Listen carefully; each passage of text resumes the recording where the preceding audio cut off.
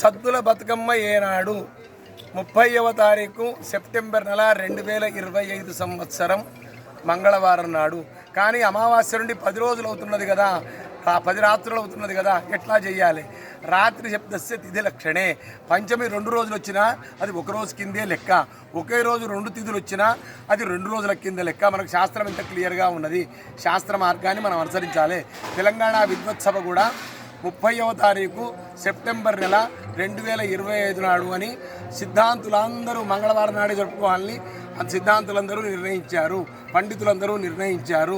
మళ్ళీ తెలంగాణ మదనానంద సరస్వతి పీఠాధీశ్వరులు శ్రీ శ్రీమత్ పరమాంస పరివిరాజకాచార్యవర్య శ్రీ మాధవానంద సరస్వతి స్వామివారు కూడా సద్దుల బతుకమ్మ 30వ తారీఖు నాడు మంగళవారం నాడే 30వ తారీఖు సెప్టెంబర్ నెల 2025 మంగళవారం నాడే జరుపుకోమన్నారు.